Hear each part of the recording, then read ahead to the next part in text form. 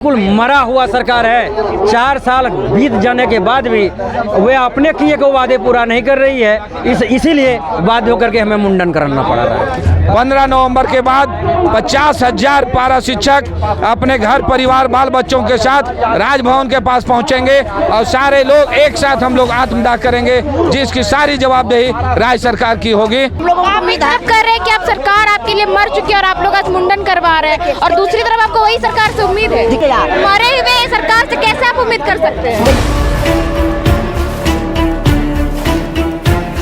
झारखंड जेटेट सहायक शिक्षक विगत 35 दिनों से धरने पर बैठे हैं अपनी 5 सूत्री मांगों को लेकर के, और अलग अलग तरीके से विरोध कर रहे हैं ताकि सरकार का ध्यान अपनी ओर आकर्षित कर सके और इनकी जो मांग है वो सरकार सुन सके। आप ठीक हमारे पीछे देख सकते हैं, जो सहायक शिक्षक है वो आज मुंडन कर रहे हैं। हम इन्हीं से जानते हैं कि ये विरोध करने का अलग तरीका क्या है। हमने सरकार के सद्बुद्धि के लिए हवन भी किया था।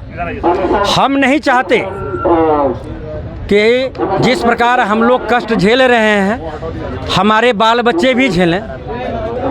हमारे इस राज्य के तमाम पारा शिक्षक सरकार से एक उम्मीद पाले हुए हैं, और उम्मीद क्यों न पालें। सरकार ने 2019 में चुनाव से ठीक पहले बड़े मंचों पर चढ़ करके और अपने चुनावी घोषणा पत्र में भी इस बात का जिक्र किया कि यदि हमारी सरकार बनती है हम पारा शिक्षकों का अस्थायीकरण करेंगे, वेतनमान देंगे। और ये जो इसलिए उन्होंने महाधिवक्ता से राय भी मांगा था कि क्या टेट पास पारा शिक्षकों का अस्थायीकरण किया जा सकता है। महाधिवक्ता महोदय के द्वारा राय दी गई कि जो भी पारा शिक्षक टेट पास हैं वह सरकारी शिक्षक बनने की पूर्ण अहर्ता रखते हैं।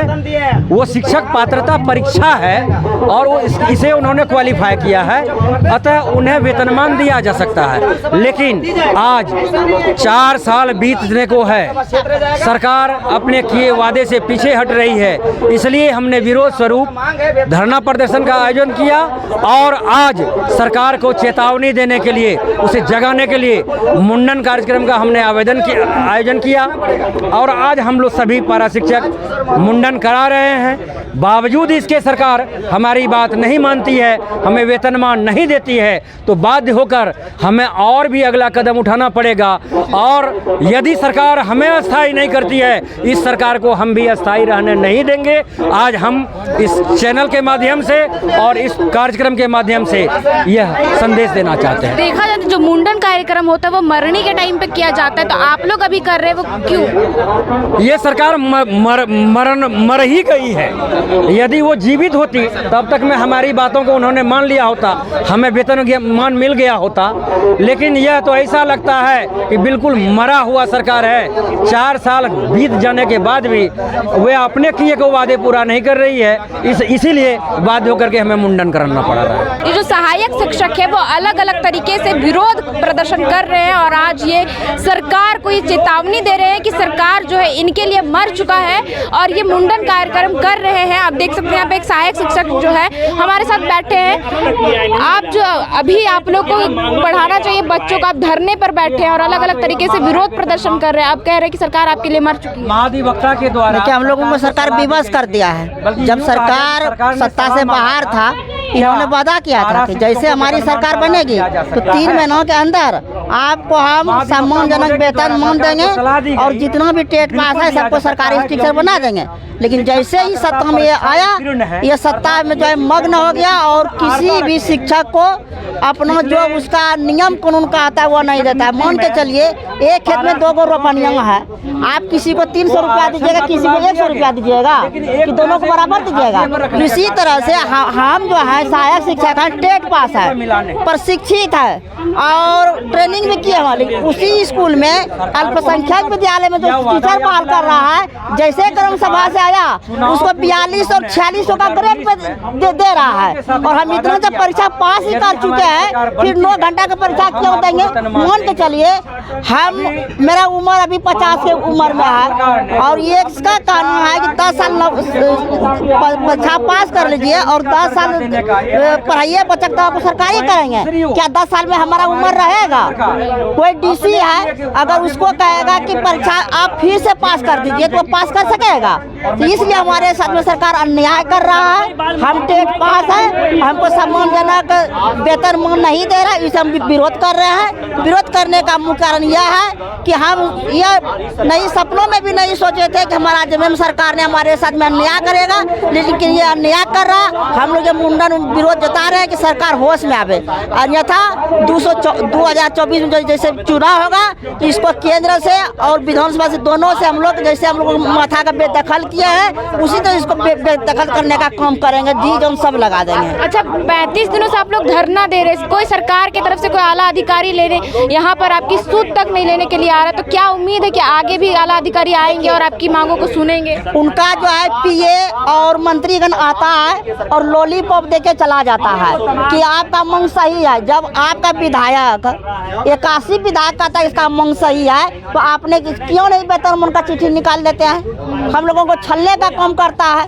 सरकार छलने का काम करे, हमको वेतन मान दे। आप लोग की जो मांग है वेतन मांग बढ़ाने को लेकर के, तो लगता है कि सरकार पूरा करेगी क्योंकि अब चुनाव भी सामने है? उम्मीद तो है, किसे उम्मीद करेंगे? हम लोगों को उम्मीद है। कर रहे हैं कि आप सरकार आपके लिए मर चुकी है और आप लोग आज मुंडन करवा रहे हैं, और दूसरी तरफ आपको वही सरकार से उम्मीद है। उम्मीद इसलिए है कि ये चेतावनी दे रहा है कि हम ये मुंडन जो आपको मुंडन चेतावनी दे रहा है कि तुम मर गया हमारे सामने, मगर हमको नहीं देते तुम मर गया। मरे हुए सरकार से कैसे आप उम्मीद कर सकते हैं? देखिए, मरा हुआ है सरकार, लेकिन उसको हम मुंडन करें उसका विरोध हम जता रहे हैं मरे हुए सरकार को, जिसको जगोने का काम कर रहे हैं। यहाँ पे और भी शिक्षक हैं, हम उनसे ही बातचीत करते हैं कि आप लोग लगातार आमरण अनशन पर बैठे हैं, सरकार की तरफ से कोई आला अधिकारी नहीं आ रहा है सूद लेने के लिए। क्या लगता है कि आगे की क्या रणनीति होगी? आप लोग अलग अलग तरीके से सरकार का विरोध कर रहे हैं, अपनी मांगों को लेकर के सरकार पूरा नहीं कर रहा है। देखिए, हम लोग 24 तारीख को हम लोग राज्य प्रदेश कमेटी का बैठक किए थे और उस बैठक में हमारे 24 जिला के जिला अध्यक्ष पहुंचे हुए थे और सभी लोगों ने यह निर्णय लिया है कि 27 तारीख से प्रत्येक दिन हम लोगों को एक दिन न्याय यात्रा रहेगा, एक दिन शिक्षा विभाग के कोई मंत्री का या किसी विभाग का घेराव रहेगा। हम लोगों ने निर्णय लिया है कि तीनों पार्टी जो गठबंधन के सरकार हैं उनके प्रदेश कार्यालय का घेराव किया जाएगा। 10 मंत्री जो सरकार में शामिल हैं 10 मंत्री के आवास का घेराव किया जाएगा और 3 पार्टी जो है तीनों पार्टी के प्रदेश अध्यक्ष का घेराव किया जाएगा और लंग धड़ंग भी प्रदर्शन किया जाएगा। हम लोग अनेक कार्यक्रम कर रहे हैं प्रत्येक दिन जो सरकार को अपने तरफ आकर्षित करे और अपने वादा को याद दिलावे। अगर तत्पश्चात इतने सारे कार्यक्रम करने के बाद भी अगर सरकार हम लोग को वेतनमान नहीं देती है बिहार के भांति, तो हम लोग 15 नवंबर 2023 को राज्य के 50,000 पारा शिक्षक मोराबादी मैदान में स्थापना दिवस के पास पहुंचेंगे और उस दिन स्थापना दिवस के अवसर पर काला झंडा हम लोग दिखाने का काम करेंगे, जिसकी सारी जवाबदेही राज्य सरकार की होगी। अगर इसके बाद भी अगर सरकार नहीं माने तो हम लोग 15 नवंबर के बाद 50,000 पारा शिक्षक अपने घर परिवार बाल बच्चों के साथ राजभवन के पास पहुंचेंगे और सारे लोग एक साथ हम लोग आत्मदाह करेंगे, जिसकी सारी जवाबदेही राज्य सरकार की होगी। संजय मेहता, प्रदेश महासचिव, झारखंड।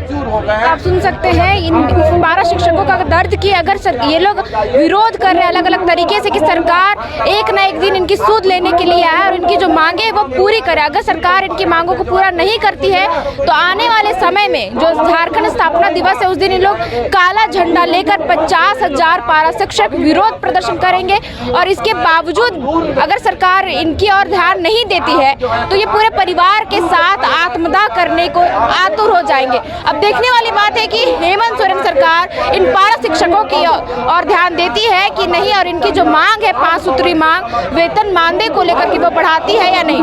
बाकी खबरों के लिए बने रहे लोकतंत्र 19 के साथ।